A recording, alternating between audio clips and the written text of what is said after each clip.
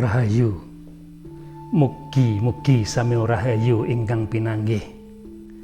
Sahabat YouTube, selamat berjumpa lagi dengan Mbah Darmaji. Kali ini Mbah Darmaji mau medar hasta brata. Ada yang bilang asthenrio. Maka dari itu aku mohon like dan subscribe dulu agar tidak ketinggalan video-video kami berikutnya. Dan tontonlah video kami sampai habis agar tidak salah paham atau salah pengertian, bisa menangkap semua wedaran kami dengan baik dan benar. Karena kalau hanya sepintas, sepotong, nanti endingnya enggak dengar atau enggak lihat, ya percumalah nanti. Aku mohon lihatlah video-video kami sampai selesai. Hasta brata, hasta itu 8, brata itu karep atau kehendak atau ati atau laku. Wedaran hasta brata itu biasanya diwedarkan, menggambarkan atau digambarkan seperti selatan, utara, barat, timur, barat daya, barat laut, terus timur laut, tenggara. Itu ada 8 arah mata angin. Dan digambarkan juga untuk mengikuti atau meniru lakunya isi alam seperti tanah, bumi, langit, matahari, rembulan, bintang, lantas pohon, angin, air. Manusia harus punya watak atau sifat-sifat 8 unsur. Seperti tanah atau bumi. Dia momot mengku. Tuh pandangan atau yang harus ditiru. Momot lan mengku. Artinya kuat menerima dan jujur. Apabila dijatuhi biji kacang tumbuh kacang, biji kedelai tumbuh kedelai, itu sebuah kejujuran. Itu meniru watak daripada tanah atau bumi. Meniru watak langit yang ngayomi sebagai pengayom, di watak pengayom itu. Meniru wataknya matahari atau sifat-sifat matahari yang kalau terbit dan terbenam, dia tepat waktu, tepat saat. Tidak pernah satu detik pun dia itu telat atau mendahului daripada kodratnya sebagai matahari. Dan dia akan selalu menyinari. Seperti halnya kita harus meniru wataknya rembulan sing gawe pepadang wong kang lagi pepeteng, membuat sebuah sinar penerangan pada orang atau makhluk yang sedang kegelapan di malam hari. Jadi itu yang wajib ditiru. Ini tentang hasta brata, mengkupas di jagat gede atau makrokosmos atau bawono, gitu. Meniru wataknya angin, sumilir ngeratani sumrambah, gawe seger lan sapiture, lan uga iso gawe napas sing manusa iku tata lan penak. Dalam bahasanya dia adalah sebuah oksigen untuk kehidupan seluruh makhluk, termasuk pohon-pohon pun juga butuh oksigen seperti itu.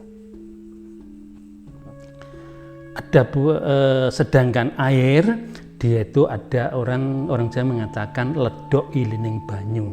Dia selalu mencari sesuatu yang rendah.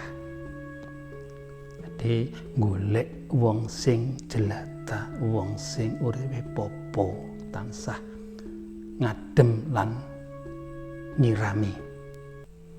Iku uga banyu panguripan. iku ginambarake banyu kuwi sawijining sumbering panguripan. Sapa wong sing gak butuh banyu? Tubuhnya siapa yang tidak membutuhkan mineral? Niru watake wit-witan. Alam donya gumelar iki apa-apa durung ana sing thukul dhisik pepohonan. Mangkane wong Jawa lek ngarani wit-witan dari kata kawit-kawitane ning alam donya kuwi wit-witan. Dheweke yen nguwohke diunduh ora bakal ngresula lan ora bakal nagih pinangka jasane. Lan nguwohne barang sing pener. Artine yen pelem mau wijine teko pelem, nguwohne ya nyang pelem. Nek wijining asale saka nggoning duren, nukulne duren. Ora ana sing ditandur duren dukule kedondong. Makane nurun watake wit-witan. Deke mituhu karo kodrat. Ini gambaran-gambaran mikrokosmos, makrokosmos jagat gede yo Bahwana iku. Nah, ini sepintas yang aku kupas. Hastabrata yang menggambarkan tentang masalah makrokosmos tentang Bawana. Nah, ini yang aku kupas adalah yang kedua tentang masalah Buwana. Puning jagat cilik atau mikrokosmos. Kenapa saya ajak panjenengan semua untuk belajar untuk mengkupas tentang Astendrio atau Hastabrata? Kalau jagat cilik itu bisa dibilang Hastabrata atau Astendrio, ada yang bilang gitu.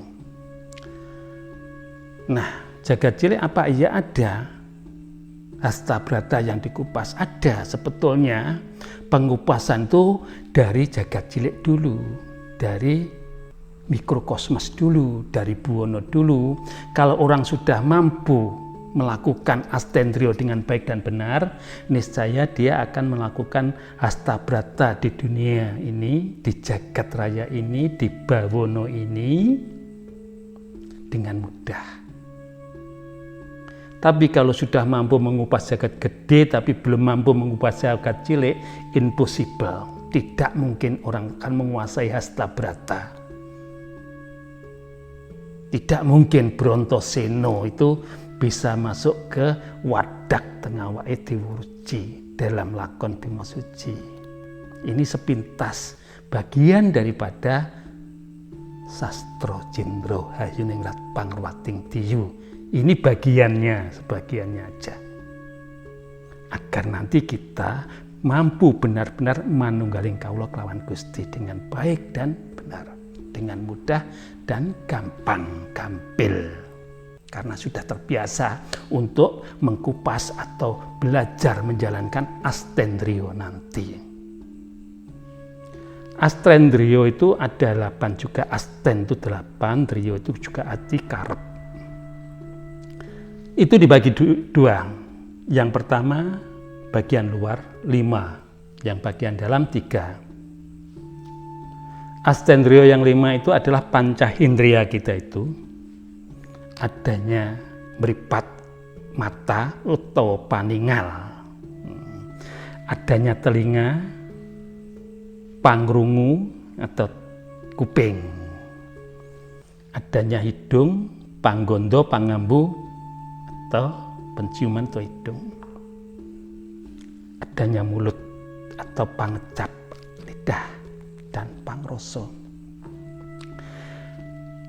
Orang yang ingin melakukan sesuatu ke arah yang lebih meningkat, menuju kebangkitan spiritual atau menuju sebuah pencerahan agar kita dalam keadaan, dalam kesadaran, membangun sebuah kesadaran, kita harus belajar memandang sesuatu itu dengan sisi positif, jangan negatifnya. Kalau kita memandang suatu itu dengan positif, walaupun kayak apa jeleknya, diambil positifnya, kita sudah belajar untuk mesundrio. Mesundrio itu untuk mengheningkan hati, ngeleremnya hati. Semedi, termasuk semedi, alat semedinya di situ. Lantas kita menjauhkan diri, atau kalau bisa tidak mendengarkan sesuatu atau suara atau kalimat atau bahasa yang menyakitkan hati.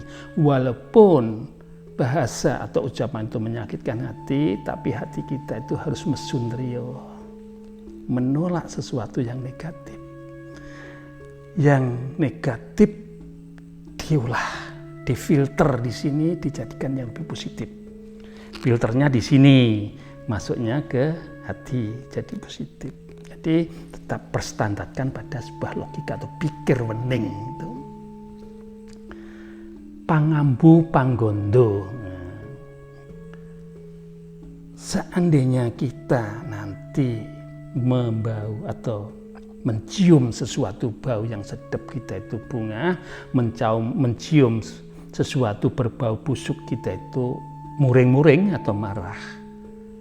Itu kita ya masih bentuk manusia awam. Tapi antara harum dan bau yang kurang sedap itu dia sudah bisa menerima dengan keadaan tenang tanpa mengeluh. Dan satu misal ada bau kentut gitu, emang kentut tuh baunya ya gitu, kenapa kita harus mengeluh? Nah, mungkin kayak gitu. Walaupun baunya nggak enak, kalau kentutnya temen ya kita itu jangan sampai kita menuding ya kita pura-pura nggak tahu, supaya maaf temen yang kentut tidak pernah tertekan mentalnya. Satu contoh itu. Kalau hal itu bisa dikatakan demikian, nanti kita terbiasa melakukan mesu, menahan, bukan nafsu tapi mesu itu, mesundrio itu deder hati ini, meperhati supaya hati ki lerem lan tentrem. Di sini lidah atau pangucap. Jangan sampai kita mengatakan sesuatu yang menyakitkan. Berbicaralah yang indah-indah. Kalau kita berbicara itu yang baik bisa, kenapa harus berbicara yang kotor? Podo-podo ngomongi, podo-podo ngetokni swara, ayo belajar ngomong sing apik. Ning nek nampa ning kono utawa kanca mangweki tembung sing gak penak, ditampa kanthi apik, esem lan guyu. Yen elek-elek kanthi tembung kang becik lan maton. Di situ. Itu pangucap. Lantas pakepok, kita jangan sampai tersinggung. Nek dijiwit loro ya aja jiwit. Ini gambaran pancaindria kita. Poncondrio itu yang ada di bagian belahan fisik, di wilayah fisik maksud saya. Dan di wilayah batin ada 3, yang 5 luar, yang 3 dalam. Pikir, luhur, diolah. Ini sebagai filter. Otak, pikiran, nalar. Diolah dengan baik. Sebagai penyaring. Hati sanubari dibeciki pakarti, hati sanubari pakarti. Juga kandangi nafsu, ayo nafsu ning dijinakne agar kita nanti kalau waktu ning awas lan eling enggal pinanggih kanthi Sang Agung. Sapa Sang Agung? Sang Hyang Widi, ya kang momong jiwaraga iki. Tuh, makanya ini yang perlu direkso. Ada yang kias, ini adalah omah larangan. Sesuatu opoe barang larang, barangnya larang, dilarang, nggak boleh mlebu. Omah larangan. Terus hati nurani utawa rasa jati, atau ya rasa jati, hati nurani, ada yang bilang tauqiyah, ada yang bilang demikian.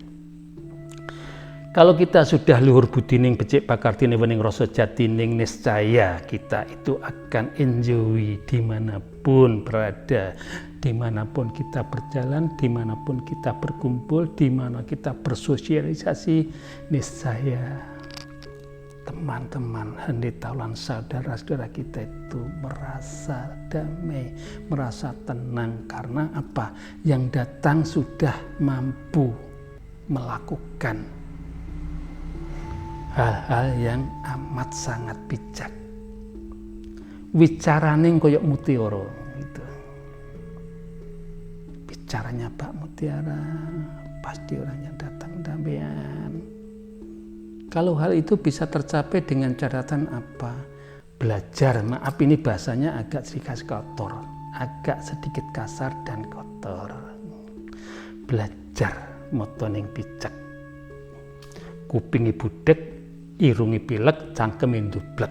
Yang artinya jangan memandang sesuatu itu kalau akan membuat sebuah kemaksiatan, jangan kamu pandang. Itu namanya nuwun sewu, maaf dengan bahasa kasar supaya guru lagunya itu enak.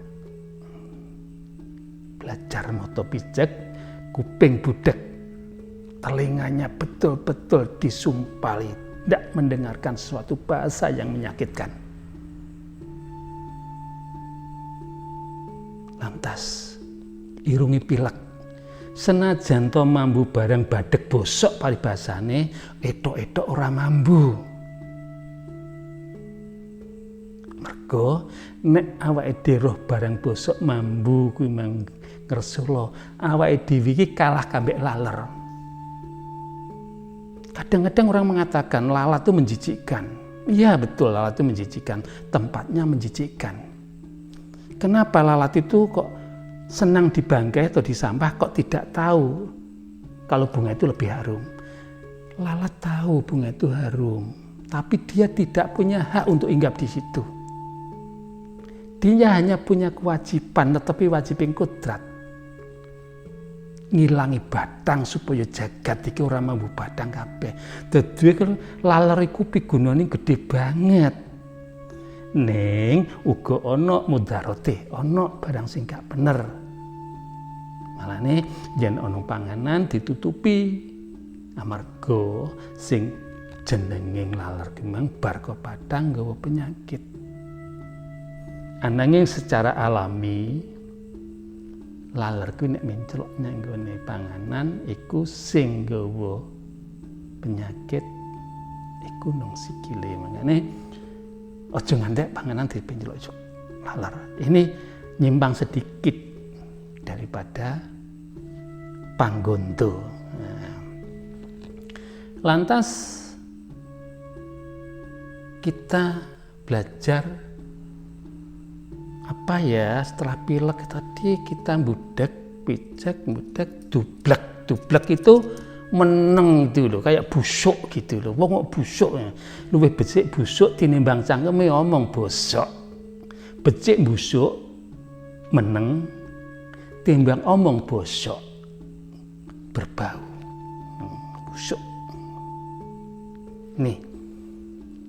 Lantas kalau orang-orang semacam seperti itu belajar melakukan semacam itu, otomatis hatinya itu tidak reget, tidak rusuh.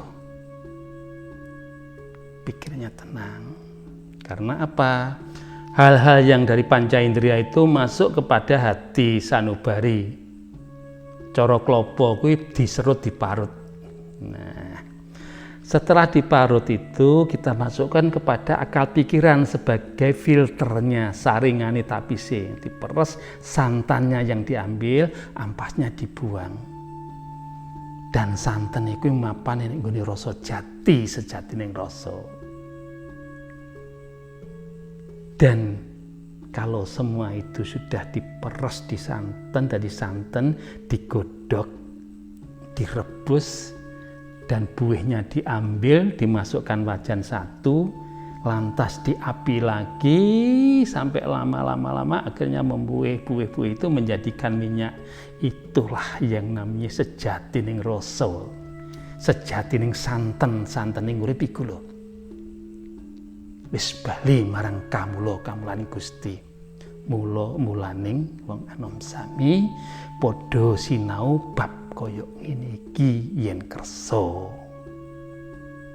Nih, kenapa kalau kita sudah melakukan satu astendrio itu sudah mumpuni, otomatis kita mampu untuk melakukan meraih atau ngukup jagat gede. Yang jagat cilik iki mau sudah dilakukan dengan baik dan benar, astendrionya sudah ditata dengan baik dengan benar, otomatis bisa dipastikan niscaya untuk merangkul jagat gede ini dengan mudahnya. Kita hidup di kancah sosial ini gampang, dan kita masuk ke kancah manapun kita tidak akan ditolak, justru kita diharapkan kehadirannya, karena kebijakan-kebijakannya itulah yang akan diharapkan dari sekian banyak orang.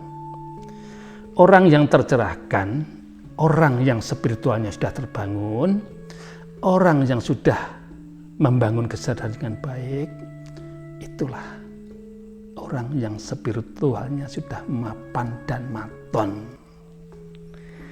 Sekian dulu wedaran dari kami Astendrio atau Hasta Brata. Lain kali kita sambung kembali. Matur nuwun, rahayu.